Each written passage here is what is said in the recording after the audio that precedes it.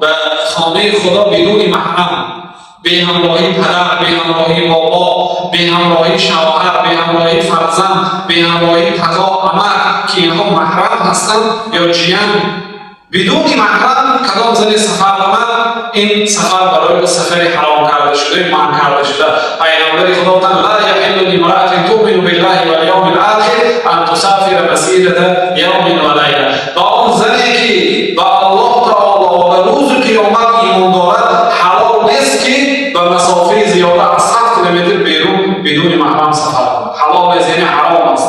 کسی اگر سفر کند احتمال قبول نشدن حج او است، چون خدا گفت که انما یتقبل الله من المتقین. خدا از خدا ترسا قبول کنه. این زن از خدا نترسه، خدا نبره برام، بنابراین احتمال قبول نشدن حج او در این موارد وجود دارد. بنابراین اگر معاملات داشته باشد همراهش پسر شوهر معاملات آنها رو هم دیگر رو همراهش برد و این روز قیامت خدا نمیپرسد برای چه حج نکردید.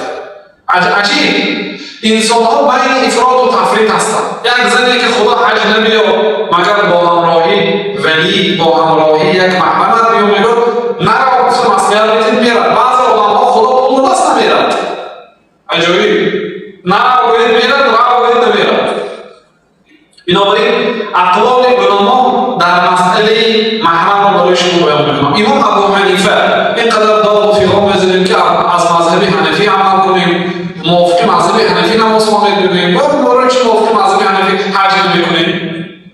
موافق مذهب امام ابو حنیفه، موافق مذهب امام احمد، موافق سخن حسن بصری، عکرمه، ابراهیم نخعی، طاووس بن کیسان، شعبی، سفیان ثوری، ابن منذر، اسحاق بن راهوی رحمت الله علیهم، سفر زن بدون محرم حرام است و گناهکار میشود. کسی اگر کدام زنی که بدون محرم